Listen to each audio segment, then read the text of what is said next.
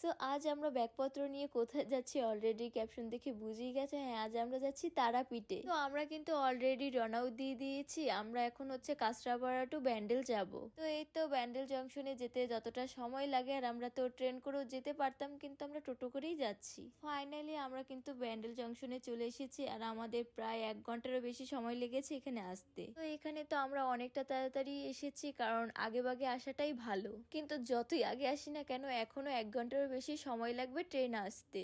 তারপর বসে না থেকে আমরা একটু চারপাশটা ঘুরছিলাম, আর খুব ক্ষুধাও লেগে গেছে, যার কারণে আমরা ঘুগনি খেলাম। আর হ্যাঁ, আমরা তো এখান থেকে যাব, আমরা শুধু একা যাব না, আমাদের সাথে দাদারাও যাচ্ছে। দাদারা তো ব্যারাকপুর থেকে এই ব্যান্ডেলে আসবে, তো এক ট্রেন করেই আমরা যাব। ফাইনালি আমাদের ট্রেন চলে এসেছে। ট্রেনের নাম হচ্ছে ময়ূরাক্ষী এক্সপ্রেস। আর এই তো ট্রেনে উঠেই আমরা টুকিটাকি খাওয়া শুরু করে দিয়েছি। যেহেতু সন্ধ্যা হয়ে গেছে, তাই তো আমাদের সবার খিদে লেগে গেছে। যাই হোক, খাওয়া যাক। তার মধ্যে আবার বৌদি হচ্ছে বাড়ি থেকে পাটিসাপটা আর আলুর কাবলি নিয়ে এসেছিল। আলু কাবলিটা বেশ মজারই ছিল খেতে। তো এই তো আমরা টুকিটাকি খেয়ে দিয়ে এখন আমরা হচ্ছে উনো খেলবো। উনো খেলার পর এই লুডো খেললাম, মানে সময় কাটাতে হবে তো।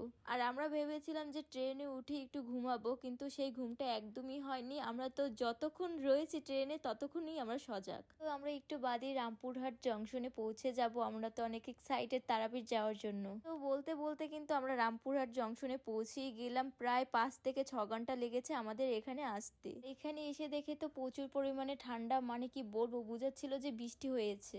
হয়তো একটু বৃষ্টি হয়েছিল, না হয়তো শিশিরও পড়তে পারে। জংশনটা অনেক বড়, মানে সব জংশনই বড় হয়ে থাকে, যার কারণে আটা সম্ভব না। আমরা তো লিফট করে নামছি, আর সিঁড়ি করেও নামা যায়, ওই বোঝো না, সুযোগ কে ছাড়ে। আর এই জংশনটা কত সুন্দর তোমরা দেখতেই পাচ্ছ। ফোনে হয়তো বোঝা যাচ্ছিল না, কিন্তু আমরা তো দেখে ফুল অবাক। তো আমরা গাড়ি করে এখন হচ্ছে তারাপীঠ যাচ্ছি। এখান থেকে তারাপীঠ যেতে 30 মিনিটের মতো সময় লাগে। আমরা তারা মায়ের দুয়ারে যাচ্ছি। আমরা তো অনেক এক্সাইটেড তারা মাকে দেখার জন্য। সো ফাইনালি আমরা কিন্তু তারাপীঠ পৌঁছে গেছি। মানে তোমাদের বুঝাতে পারবো না এখানে এসে আমাদের কতটা ভালো লাগছে। আমরা এই হোটেলটা তো মন্দিরের খুব কাছেই নিয়েছি। তো এখন আমরা হোটেলে একটু রেস্ট নিয়ে তারপর আবার চলে যাব খেতে।